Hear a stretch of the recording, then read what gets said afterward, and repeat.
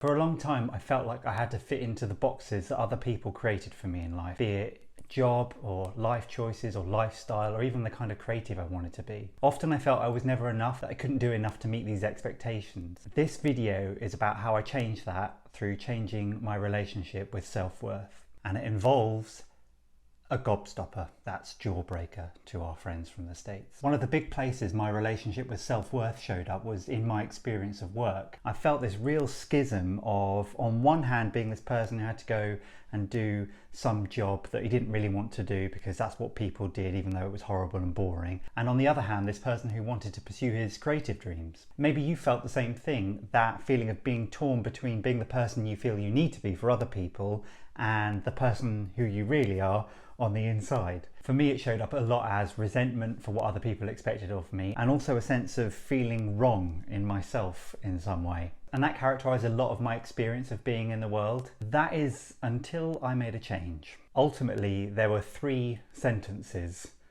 that unlocked self-worth for me. And we'll get to that in a minute, but first we need to understand the problem and its symptoms. So this is all about how you value yourself and where you get that sense of self-worth from. So here's myself and my experience of being in the world. And here's everyone else and their ideas and experiences of being in the world. So the Selfworth Gobstopper is something I came up with to understand how those 2 things relate to each other. Now, it doesn't look much like a gobstopper, but there are layers of things going on in between myself and how I relate to the world of others. So there's things I believe, my beliefs. There's my sense of purpose, my reason for being in the world. There's my practice, that's how I enact my reason for being, my purpose in the world. So many colours. There's the impact my actions have on the world. And then there is my identity, that's my presence. Identity. I made that a capital I, that'll make sense. Identity. And of course there's how I am regarded by others. So what I came to realise with the help of an excellent coach, big shout out to Alexander Butler, was that I was looking to others for my sense of self-worth. Because there's a difference between an extrinsic sense of self-worth, getting your approval and validation from others, and an intrinsic one, which is your sovereign sense of self-worth that comes from within. So what's the difference between the 2 and how does that change what we experience? So let's consider extrinsic self-worth, meaning that self-worth coming from the outside in. So I belong to lots of different communities and it's meeting their needs that makes me feel good. So because I spend so much time meeting other people's needs, how I describe myself is largely relative to my utility to other people, and I adopt existing labels to describe and present myself. So as far as my impact, well, the level of impact I can have on the world is determined by what I can do within the constraints of the label or the box that I'm operating in. So what is it I spend most of my time doing? Now, because other people are determining and expecting a particular kind of impact from my efforts, the practices I employ are the ones that are sanctioned by the constraints of the role that I must play for other people. And what does that do to my sense of purpose? Well, I'm often meeting lots of disparate needs from other people, trying to live up to their expectations of who I am and what I should achieve in the world. And it's a struggle to make sense of all these different things. And I want somebody else to tell me what my purpose is. So if I'm looking to other people to tell me what my reason for being is, what does that do to the beliefs that I hold? Well, I still have beliefs. I still believe things to be true about the world, but there's a tension there because unless I see those beliefs modelled or validated externally, I begin to feel that they're wrong and I suppress them. I might even feel ashamed that I believe some of the things about the world. So I feel a sense of shame. So that flow of outside in, what does all of that do for my sense of self-worth? Well, if I manage to live up to all of these things and meet people's needs and show up as they want me to show up, then I get rewards. I might get validated if I'm lucky enough to be in a situation where people actually tell me that I'm doing a good job. So when it works good enough. But fundamentally, it's not in alignment with who I really am. And over time, those gaps open up, the schism that I talked about. And because I spent all this time listening to what other people want of me, because it's now failing, must be because of me. Because I'm wrong, because I'm insufficient, and because I'm fundamentally not enough. And this made so much sense to me of the things that I'd been feeling over years and years and years, and feelings that were becoming more frequent and deeper. This sense that who I was in here and who I was able to show up as out there were two different things, and that there was a rift forming. I had some sense of self, but because my whole system of value was based on someone else telling me what to do and telling me I was good enough or whatever, and I became swamped with trying to live up to the multitude of things that I felt they wanted from me. So what about intrinsic self-worth? That sense of self-worth that comes from within, not from without. So an intrinsic sense of self-worth is sovereign. It's not dependent on any external source or validation. It's not conditional upon you being or doing anything, and it is something that nobody else can give you. It's something that you have to give yourself. And the thing with an intrinsic sense of self-worth is that it's foundational.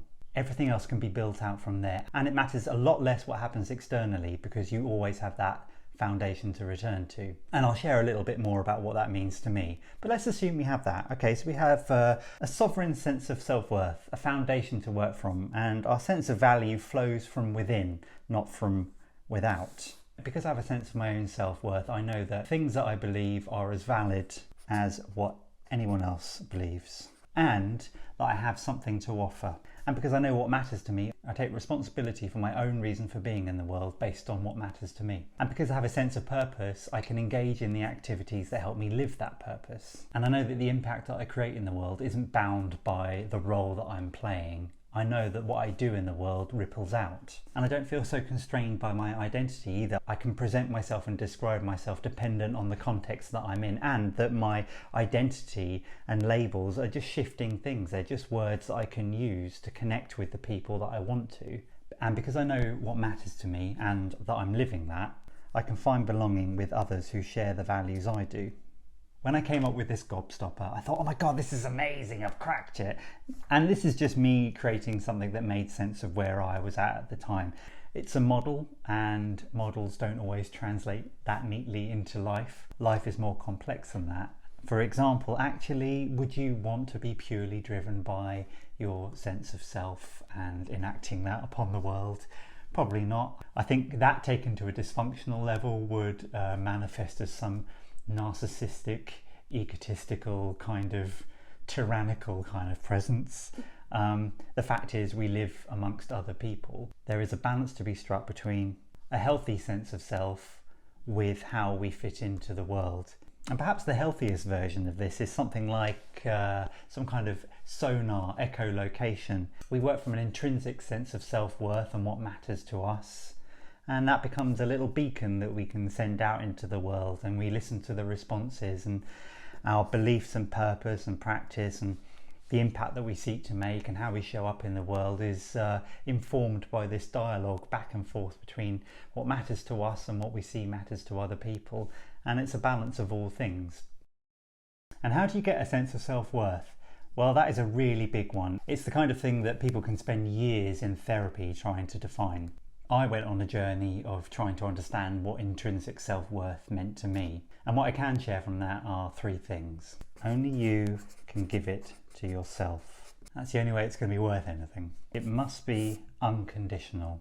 It's no good saying to yourself, I'm worthy because I'm a good parent, or I'm a good singer, or when I do that, I'm the best version of myself. Even though those things are valuable and laudable in their own right, your idea of your own self-worth needs to be unplugged from doing or performing. If you were doing nothing, if you were just existing, what are you worth then? Like I said, this is not small stuff. It's the kind of thing that having support for is really helpful. Therapeutic support or coaching, or just someone else to help you through that space. It can be a confrontation with some very old, deeply held ideas about yourself and how the world works, and rewriting that stuff is tough. For me, I remember a moment working with the coach that I mentioned, and I had to be guided inch by inch to landing on some kind of sense of my own self-worth. And that's when I came up with the 3 sentences that unlocked the whole thing for me,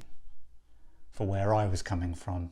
So I tried to tell myself that I am worthy of love, I am enough, how I show up in the world is okay. all unconditional and given to myself for myself. Reimagining self-worth and where it comes from has made a big difference to the engine that motivates me to do things. I don't need to prove myself to anyone else. So I definitely care a lot less about the approval of others and their validation for who I am and my value and what I should be doing. And that's helped rebalance things between what matters to me and what I see that others might want or expect from me. It's a massive shift that's helped some other big shifts in my life, like this one. Thanks for watching.